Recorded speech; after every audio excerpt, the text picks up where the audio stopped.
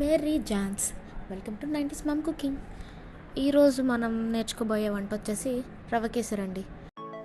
ఒక ప్యాన్లో ఒక పావు కప్ వరకు గీ తీసుకొని దాన్ని కాస్త మరిగినివ్వాలండి. మరిగించిన తర్వాత అందులో కాసిన జీడిపప్పులు తీసుకొని వాటిని ఫ్రై చేసుకోవాలి. జీడిపప్పులు గోల్డెన్ కలర్ వచ్చే వరకు ఫ్రై చేసుకొని వాటిని పక్కకు తీసి పెట్టుకోవాలండి.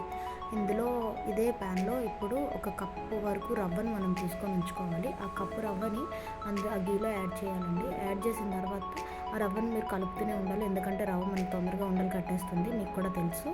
సో అలా ఉండలు కట్టకుండా ఉండాలంటే దాన్ని మనం కలుపుతూ ఉండాలి ఫ్రై అయ్యేంత వరకు. అలా ఫ్రై అయిన దాన్ని తీసి పక్కన పెట్టుకోవాలి. పక్కన పెట్టేసుకున్న తర్వాత అదే ప్యాన్లో మనము 3 కప్పుల వరకు వాటర్ యాడ్ చేసుకోవాలండి. ఒక కప్పు రవ్వకి మనం 3 కప్పుల వాటర్ని అయితే యాడ్ చేసుకోవాలి. సో వాటర్ యాడ్ చేసిన తర్వాత అది కాస్త మరిగిన తర్వాత నేనైతే ఒక చిటికెడు ఫుడ్ కలర్ని అయితే తీసుకున్నానండి. చూడండి, ఫుడ్ కలర్ యాడ్ చేసాక కలర్ ఎంత మారిందో, ఆరెంజ్ కలర్ చూస్తుంటేనే వావ్ అనిపిస్తుంది కదా. సో అంతే అండి, అలానే అనిపిస్తుంది. ఇది కాస్త ఇలా మరుగుతున్నప్పుడు చూడండి ఎంత బాగా మరుగుతుందో, ఏదో రక్తాన్ని మరిగించేటట్టు.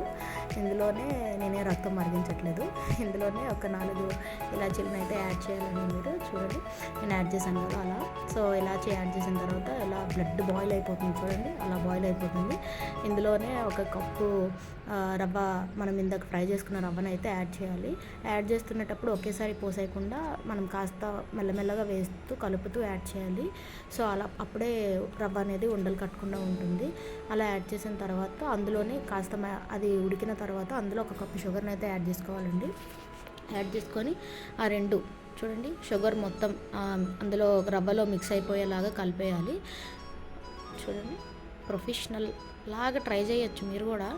నేనేదో ట్రై చేద్దాం అనుకున్నాను, ఏదో అవుతుంది అక్కడ, సర్లేండి. సో అలా కలిపేసుకున్న తర్వాత అది కాస్త ఉడకనిచ్చిన తర్వాత ఒక స్పూన్ గీని అయితే తీసుకొని అందులో యాడ్ చేయాలి. గీ వేసాక స్మెల్ వస్తుంది సామి, బాబా.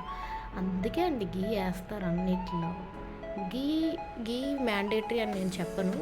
చాలామంది గీ కూడా నచ్చదు. సో నచ్చని వాళ్ళు గీని స్కిప్ చేయొచ్చు, నాట్ ఏ ప్రాబ్లం అండి. గీనే వేసుకోవాలని లేదు. సో నాకైతే గీ చాలా ఇష్టం కాబట్టి గీ స్మెల్ గురించి అయితే అలా చెప్పేస్తున్నాను, సూపర్ అని. సో మీరైతే ఏం చేయక్కర్లేదు. ఆ గీ వేసుకున్న తర్వాత దాన్ని అయితే బాగా మరగపెట్టుకోవాలి.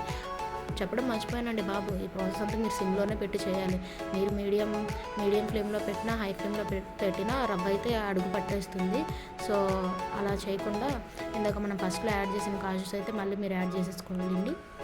ఫైనల్ టచ్ అనమాట. క్యాజు లేకుండా అవ్వదు కదా. సో ఒక క్యాజు అన్నాను, క్యాజునే కాదండి, బాదాం, పిస్తా, మీకు ఏం కావాలంటే ఆ డ్రై ఫ్రూట్స్ అన్నీ యాడ్ చేసుకోవచ్చు బేస్డ్ ఆన్ యువర్ టేస్ట్. నేనైతే నా దగ్గర క్యాజు అవైలబుల్గా ఉంది ప్రజెంట్ ఇంట్లో, సో అందుకని నేను క్యాజు ఒకటే యాడ్ చేశాను. సో ఇలా దగ్గర పడేంత వరకు చేసిన తర్వాత రెడీగా మీకు ఒక మంచి స్వీట్ అయితే రెడీ అయిపోయిందండి, రవ్వ కేసరి. చూసారా ఎంత simple. So please subscribe our channel. కొత్త వాళ్ళు అయితే, ఆల్రెడీ సబ్స్క్రైబ్ చేసిన వాళ్ళు అయితే లైక్ చేయండి, షేర్ చేయండి, మా వీడియోని షేర్ చేయండి, కామెంట్ చేయండి. So thank you so much. Mary Johns. Tata, bye bye. Love you so much.